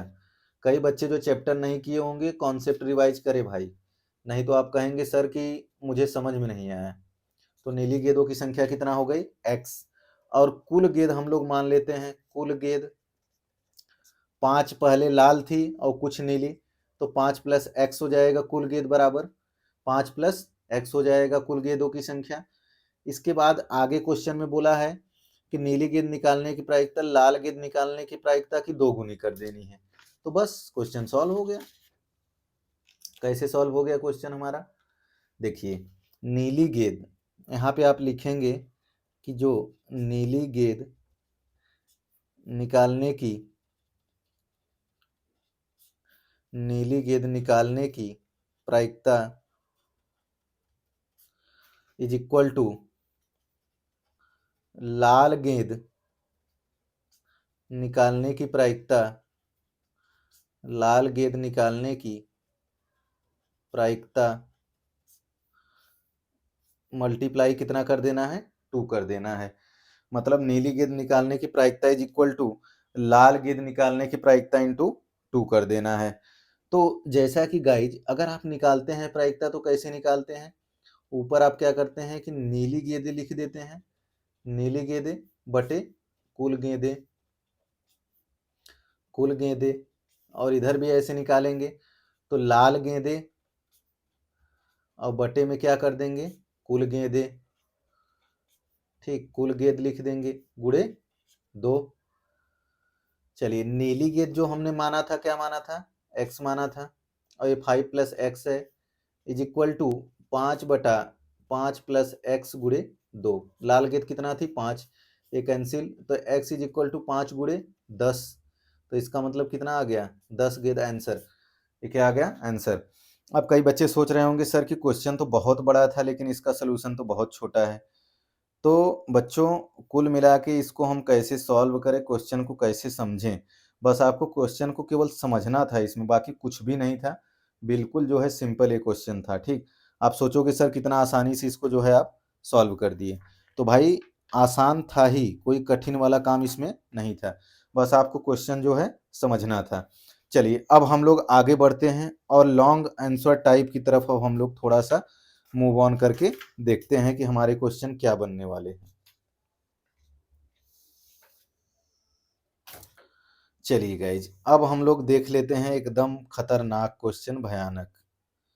ये सब एग्जाम में जो है अच्छे मार्क्स दे के जाते हैं, 5-5 6 नंबर में। तो जैसा कि पहला क्वेश्चन है इसमें, अगला क्वेश्चन दूसरा का क कि निम्नलिखित सारणी का माध्यक ज्ञात कीजिए। तो इसमें आपको प्राप्तांक दिया है और विद्यार्थियों की संख्या दी है, तो हम लोगों को इसका माध्यक ज्ञात करना है। अब कई बच्चे बोल रहे होंगे सर कि हम लोग इसका क्या करें कि डायरेक्ट जो है हम लोग इसमें हम लोग फॉर्मूला अप्लाई करके इसको सॉल्व कर लेते हैं, L+n/2 - c अपॉन में क्या रहता है, इसका f रहता है, इसके बाद इंटू n। तो आपको मैं बता दूं ये फॉर्मूला नहीं लगेगा, ये फॉर्मूला नहीं लगेगा। ठीक, इससे आप एग्जाम में बड़ी वाली गलती बिल्कुल भी रिपीट ना करें। इसको हम लोग पहले क्या करेंगे, प्राप्तांक है, इसके बाद बारंबारता है, फिर हम लोग इसका लिखेंगे संचयी बारंबारता, फिर हम लोग जाके इसका माध्यक जो है फाइंड आउट करने वाले हैं। तो चलिए अब हम लोग इसको सॉल्व करना स्टार्ट करते हैं। सबसे पहले हम लोग इसको सॉल्व करना स्टार्ट करेंगे, तो सबसे पहले आपको यहाँ पर क्या लिखना है, प्राप्तांक लिखना है। तो सबसे पहले हम लोग लिखेंगे प्राप्तांक, इसके बाद यहाँ पे लिखेंगे बारंबारता f लिखेंगे, यहाँ पे c इंटू एफ क्या लिखेंगे, संचयी बारंबारता, c इंटू एफ लिखेंगे क्या, संचयी बारंबारता। ठीक, तो आपका प्राप्तांक कितना था गाइस, 40, 18, इसके बाद यहाँ पे 50 और 100 दे रखा है, 80 दे रखा है और 160 दे रखा है। और आपका जो है बारंबारता कितना दे रखा है, 12, 8, 32, इसके बाद यहाँ पे क्या है 14 है और 16 है और यहाँ पे क्या है 4 है।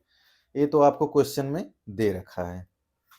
अब इसका संचयी बारंबारता कैसे निकालते हैं, किसी भी बच्चे को डाउट नहीं होना चाहिए। हम लोग पहला टर्म से स्टार्ट करते हैं।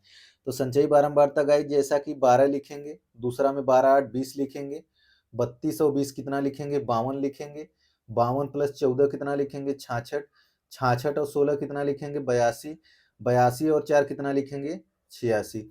तो हमारा जो बारंबारता का सम बना वो कितना बना, n इज इक्वल टू 86। 86 क्या है बच्चों, सम है। 86 क्या है, सम। अब सम में जो होता है माध्यक निकालने का फॉर्मूला क्या होता है, तो जो माध्यक निकालने का फॉर्मूला होता है वो होता है आपका n/2 वां पद, n/2 वां पद, इसके बाद प्लस n/2 + 1 वां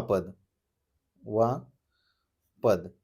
ठीक, n/2 + 1 वां पद अपॉन में 2। ये होता है आपका फॉर्मूला। माध्यक इज इक्वल टू n/2वां पद, n/2 + 1 वां पद अपॉन 2। तो इस चीज में आपको बिल्कुल भी कंफ्यूज नहीं होना है, ठीक। तो n इज इक्वल टू आपको कितना दे रखा है, 86/2 वहां पद प्लस 86/2 + 1 और अपॉन में क्या है, 2 है। तो जैसा कि यहाँ पे 43 वहां पद आया और दूसरा आया आपका कितना, 44, 2 से डिवाइड करेंगे तो 43 + 1 44 अपॉन में 2 वहां पद, पद का मतलब होता है टर्म्स, ठीक। तो गाइज अब कई बच्चे क्या करेंगे, तुरंत जो है 43 और 44 को ऐड करेंगे और 2 से डिवाइड कर देंगे।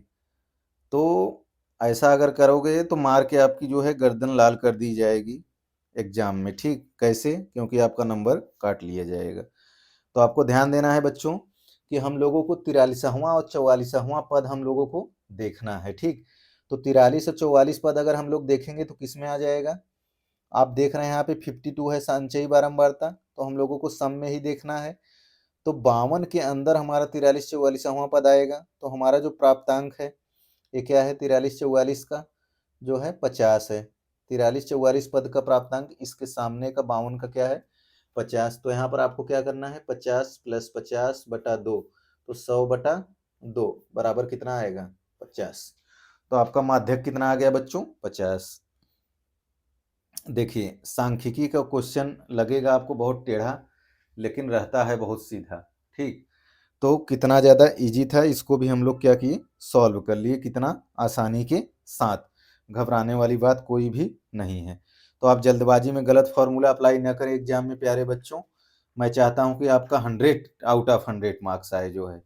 अगर मेरे पढ़ाने पर 100/100 नहीं आया तो समझ लीजिए आप मेहनत नहीं कर रहे हैं फिर।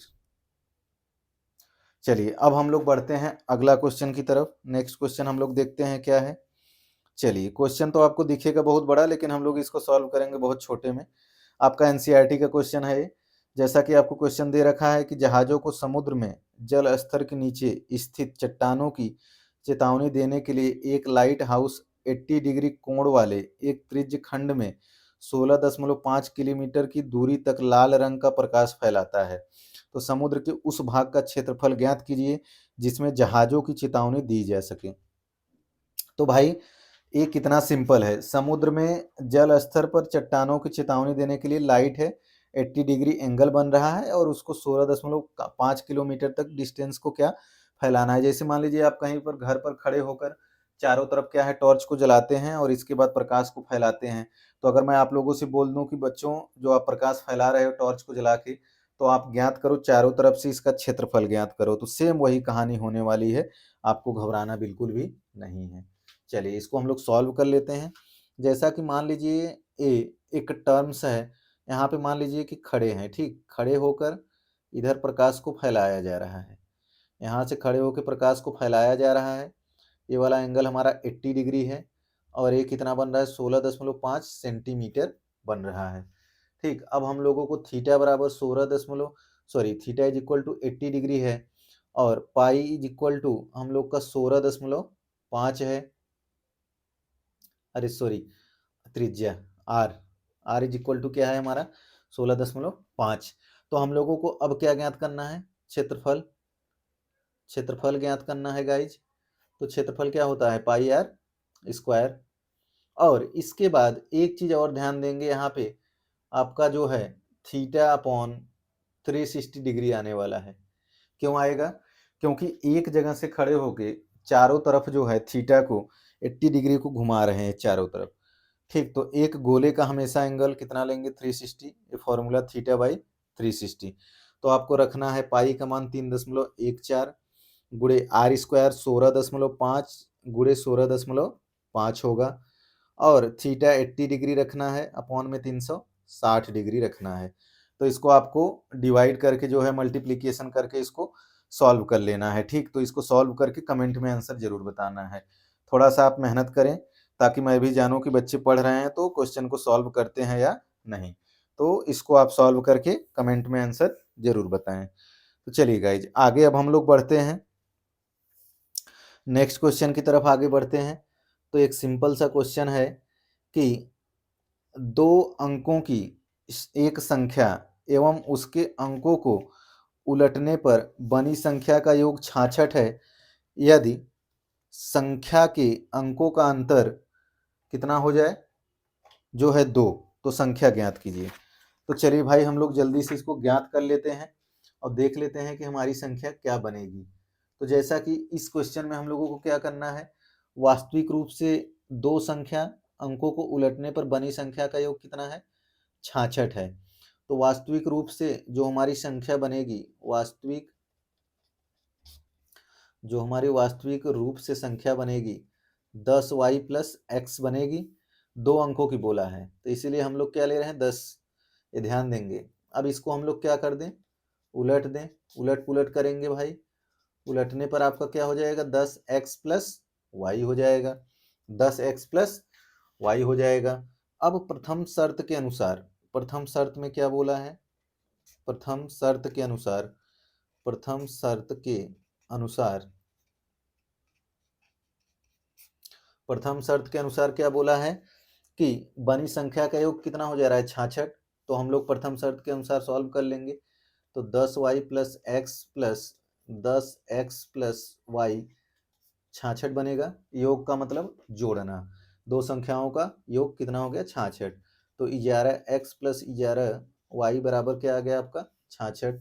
तो गाइज यहाँ से x प्लस वाई बराबर कितना आ गया, 6। 11 कॉमन लिए काट दिए तो कितना आ गया आपका, जो है 6। तो इक्वेशन नंबर क्या बन गया हमारा, 1। अब द्वितीय शर्त के अनुसार क्या बोला है कि यदि संख्या के अंकों का अंतर 2 है, अंकों का अंतर, तो द्वितीय शर्त के अनुसार हम लोग इसको लेंगे। द्वितीय शर्त अनुसार, द्वितीय शर्त अनुसार इसका जो अंतर x minus Y is equal to 2 बनेगा, या तो y minus X is equal to क्या बनेगा, 2। तो हम लोगों को क्या करना है, इक्वेशन 1 के साथ सॉल्व कर देना है। तो x plus Y is equal to हमारा 6 है, तो यहाँ पे कटेगा तो 2x इज इक्वल टू 8 आएगा, x इज इक्वल टू 2 चौक 8 आएगा। यहाँ पे x plus Y is equal to क्या लेंगे गाइस, 6। तो x खत्म होगा तो 2y is equal to 8, y is equal to आपका 2 चौक 8 आएगा। ठीक, तो आपका इतना आ गया जो है x इज इक्वल टू 4 और y इज इक्वल टू कितना आ गया, 4। तो जैसा कि इसमें जो संख्या अगर बनाएंगे आप तो 42 बन जाएगी। 4,2 बनेगा तो आप क्या बोल सकते हैं, इसको 42 बोल सकते हैं। दो अंकों की जो संख्या बनेगी वो कितना बन जाएगी, 42। ठीक है गाइज, तो ये हमारा जो है क्वेश्चन सॉल्व हो गया। तो हम लोग इसको कितना आसानी के साथ सॉल्व कर लिए। x की वैल्यू आपकी आई 4, y की वैल्यू भी कितना आई, 4। 6 2 8, 6 2 8। ठीक, अगर आप माइनस करके देखते तो आपका पहले में x कैंसिल होता और 2y बनता तो आपका 4, तब भी वही आंसर सेम आता। ठीक, तो आप इसको बोल सकते हैं 4,2 अंतर का, ये 2 था पहले से। ठीक, तो आपका ये भी ज्ञात हो गया। तो ये संख्या आ गई। चलिए अब हम लोग आगे बढ़ते हैं और नेक्स्ट क्वेश्चन को जो है हम लोग अब सॉल्व करने वाले हैं। तो अगला क्वेश्चन हम लोग सॉल्व करके देखेंगे, जो कि हमारा शायद लास्ट क्वेश्चन हो जाएगा इस मॉडल पेपर का, और उसको भी हम लोग क्या करेंगे, आसानी से बिल्कुल समझेंगे। चलिए गाइज आगे बढ़ते हैं।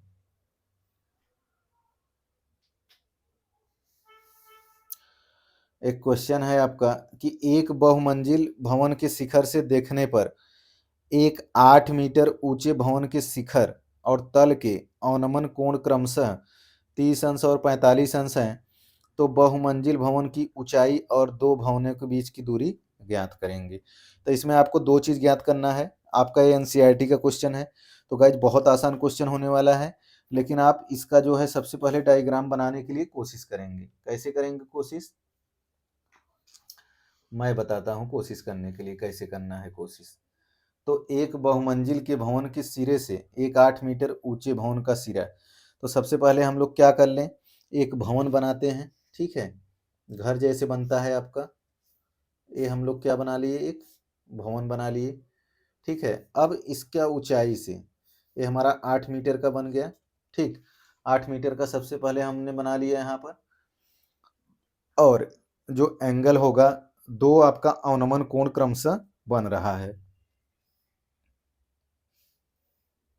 तो एक ये वाला एंगल और इसके बाद एक ये वाला एंगल हमारा बनेगा। एक 45 अंश का बन रहा था और एक हमारा कितना बन रहा था, 30 अंश का बन रहा था। ठीक, अगर ये 8 मीटर है यहाँ तक, ठीक, तो ए भी गाइज कितना हो जाएगा, 8 मीटर। इसके बाद इसका नाम अगर आपको देना है, हम लोगों को एक चीज़ ज्ञात करना है एक्स, और हम लोगों को इसका जो है ऊंचाई एच जो है ज्ञात करना है। ए हमारा क्या हो जाएगी, यहाँ पर लंबाई हो जाएगी। अगर आपको नाम देना है तो ए बी, इसके बाद सी दे सकते हैं, इसको डी दे सकते हैं, इसको ई दे सकते हैं। तो हमारा ए बन गया जो है डायग्राम। क्वेश्चन को आप पढ़ के, एक बहुमंजिल भवन के शिखर से देखने पर एक 8 मीटर का ऊंचा भवन, ठीक, और तल के अवनमन कोण क्रमशः 30-45 बन गए। अब बहुमंजिल की आपको क्या ज्ञात करना है, ऊंचाई और लंबाई। तो हम लोग बस ज्ञात कर लेते हैं जल्दी से और आंसर को ले आते हैं। तो चलिए सबसे पहले हम लोग देखते हैं ट्राइंगल ई डी ए में, ई इसके बाद डी और ए में, ऊपर वाले में। तो सबसे पहले हम लोग इसका निकाल लेते हैं, ट्राइंगल ई डी और ए में। तो ई डी ए में हम लोग कैसे निकालेंगे, तो इसमें हम लोग देखेंगे ए आपका क्या होता है, कर्ण, ठीक, और सामने हमेशा क्या होगा, इसके लंब होगा। एक कर्ण हो गया, सामने इधर आपका लंब हो गया, ठीक, और ये आपका आधार हो गया। तो जैसा कि यहाँ पर अगर हम लोग देखें ध्यान से, तो ई डी बाई अगर हम लोग निकाले ए डी, तो हो जाएगा यहाँ पे tan थीटा, tan 30 अंश, लंब बटे आधार। ठीक, फार्मूला आपको याद होगा लाल बट्टे कका वाला। तो जहाँ पर लंब बटे आपका क्या आता है, आधार। तो लंब आपका कितना है यहाँ पे गाइज, लंब आपका ए वाला है, लंबाई लंब है, तो इसका मतलब h, और आधार आपका क्या है, x है। अगर ए वाला x है तो हमारा जो है ए भी क्या होगा, x होगा यहाँ तक, ठीक। अगर ए वाला x है आधार, तो ये भी हमारा क्या होगा, x होगा। तो h by X is equal to tan 30 अंश का मान कितना होता है, 1/√3। तो यहाँ पर अगर आप निकालेंगे, क्रॉस मल्टीप्लाई कर लीजिए, तो x इज इक्वल टू आपका क्या आ जाएगा, h√3। इक्वेशन नंबर 1 आ गया हमारा। तो हम लोग यहाँ से देख लिए, इक्वेशन नंबर 1 में हम लोग लंबाई को देख लिए, x is equal to h√3। तो h√3 हम लोग जो है यहाँ से देख लिए। अब हम लोग देखते हैं सेकेंड ट्राइंगल में। सेकेंड ट्राइंगल में हम लोग देखेंगे ट्राइंगल ई सी बी में। ई सी बी में आपका ई सी बाई कितना आ जाएगा, बी सी, अब इज इक्वल टू tan 45 अंश। अब हम लोग इसमें देख रहे हैं ट्राइंगल ए वाला 45 अंश वाला। तो यहाँ पर गाइज एक चीज आप देखेंगे, तो H8 है। अगर दोनों की यहाँ पर tan थीटा बराबर लंब बटे आधार होगा, तो पूरा लंब कितना हो रहा है गाइज, इसका H और 8 दोनों को जोड़ना पड़ेगा। अभी ऊपर हमारा क्या था, केवल H, लेकिन इसका अगर आप निकालेंगे लंब, तो इसको हम लोगों को क्या करना पड़ेगा, ऐड करना पड़ेगा। तो हमारा क्या हो जाएगा, H प्लस 8 अपॉन में क्या आएगा, x tan 45 1। तो यहाँ से आपका आ जाएगा x is equal to H plus 8। अब x का मान समीकरण 1 से रख देंगे, तो h√3 is equal to H plus क्या आ जाएगा, 8 आ जाएगा। अब यहाँ से अब अगर इसको ले आए, h√3 minus H is equal to 8, ठीक है गाइस। तो यहाँ से अगर कॉमन ले ले h, तो हमारा निकला √3 माइनस 1 इज इक्वल टू 8। तो h बराबर जो आया 8 अपॉन √3 माइनस में कितना आएगा, 1 आएगा। तो हमारा यहाँ से जो h निकल के आया कितना आ गया, 8 अपॉन √3 माइनस 1। अब कभी भी हर में जो है हमारा क्या होता है कि जो है कड़ी नहीं होती है, तो इसको हम लोग क्या करेंगे, अब परिमेयीकरण करेंगे यहाँ से। तो h इज इक्वल टू, ध्यान से देखेंगे गाइज, तो 8 अपॉन √3 माइनस 1, तो ऊपर नीचे मल्टीप्लाई करेंगे √3 प्लस 1 से परिमेयीकरण करने के लिए। तो आपका ऊपर जो आएगा 8 √3 प्लस 1 अपॉन में √3 माइनस 1 √3 प्लस 1, तो 3 माइनस 1 आपका बचेगा 2। तो 8 √3 प्लस 1 अपॉन 3 माइनस 1 2, तो 2 चौक 8। तो आपका कितना आ गया, 4 √3 प्लस कितना आया, 4 आया। तो ये आपका क्या निकल के आया, h। लेकिन हम लोगों को ज्ञात क्या करना था, बहुमंजिल की। बहुमंजिल का पूरा कितना था बच्चों,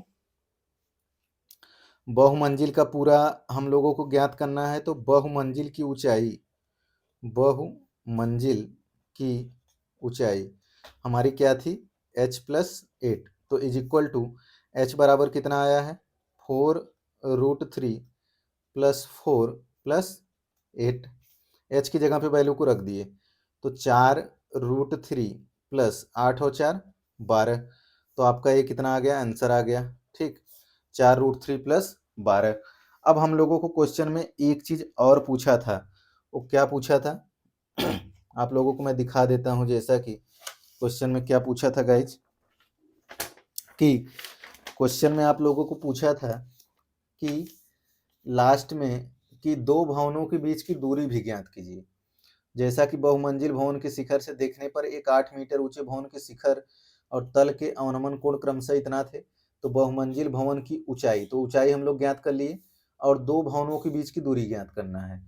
तो मेरे हिसाब से जो दो भवनों के बीच की दूरी होगी वो भी ऊंचाई के समान होगी। कैसे होगी समान, अगर आपको ट्रस्ट नहीं है, आप बोलोगे सर आप झूठ बोलते हैं, तो मैं बिल्कुल भी झूठ नहीं बोलूँगा, उसको मैं सॉल्व करके आपको दिखाऊंगा। कैसे दिखाऊंगा, ऐसे समीकरण 1 हमारा क्या था, समीकरण 1 से, समीकरण 1 से क्या था हमारा, x इज इक्वल टू क्या था, h√3।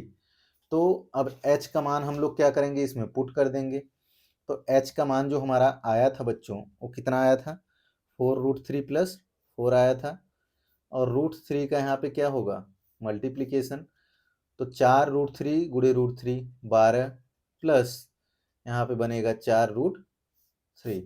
तो जैसा कि आप देख पा रहे होंगे 4√3 + 12, 4√12 + 4√3, तो आपका x क्या था, दो भवनों के बीच की दूरी।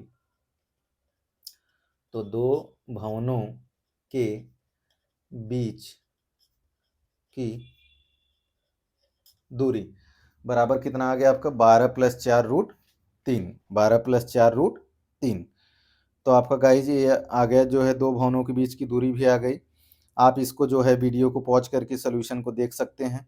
अगर आपको किसी भी पार्ट में कोई प्रॉब्लम आ रही है तो आपको कमेंट करने की ज़रूरत है, तो आप कमेंट करें जो है, ठीक। और उसको वीडियो को अगर आप 1 से 2 बार देखेंगे तो आई होप आपको समझ में ज़रूर आ जाएगा 100%, ये मेरी गारंटी है, क्योंकि जितना भी कंसेप्ट इसमें बताया गया है सारा कंसेप्ट बिल्कुल क्लियर होना चाहिए, कहीं भी आपको डाउट नहीं होना चाहिए, ठीक। क्योंकि एक एक क्वेश्चन जो मैंने चूज किया है, अगर आप इसको सॉल्व कर लेंगे अच्छे से जो है मॉडल पेपर को, तो आप जो है एग्जाम में बिल्कुल कर पाएंगे क्वेश्चन को, सारे क्वेश्चन को, और मेरी गारंटी है कि आप पेपर को जो है 1.5 से 2 घंटे में आप कर लेंगे आराम से। जैसा कि गाइज हम लोग देखिए अभी इस मॉडल पेपर को हम लोग सॉल्व किए, इतने सारे क्वेश्चन आते हैं एग्जाम में, तो हम लोगों ने 1.5 घंटे में लगभग कंप्लीट कर लिया। 1 घंटा जो है 33 मिनट हो रहा है अभी, 1 आवर। तो अगर आप कोशिश करेंगे, जबकि मैंने आपको समझाया भी, अगर आप खुद से करना चाहेंगे तो 2 घंटे में ये कंप्लीट हो जाएगा। तो सब लोग इस मॉडल पेपर को करें, इसके अलावा जो भी कंसेप्ट आपका छूट रहा है उस चैप्टर को रिवाइज करें। रिवाइज करने के बाद प्रीवियस ईयर का पेपर आपको देखना है। तो गाइज ऑल द बेस्ट सभी को, और एग्जाम में अच्छे से करना, ताकि आपका मैथमेटिक्स में जो है 95 टू 100 मार्क्स लेके आना। 70 मार्क्स का पेपर होगा, तो 70 में से एटलीस्ट आपका 68 69 जो है मार्क्स आना चाहिए, तो गलती बिल्कुल भी नहीं करेंगे। तो गाइज चैनल को सपोर्ट जरूर करें, वीडियो को शेयर करें, और भी बच्चे जो है मॉडल पेपर को देखें और जो है एग्जाम में अच्छा करें। तो I would like to say all of you guys, thank you so much for watching this video. Bye bye.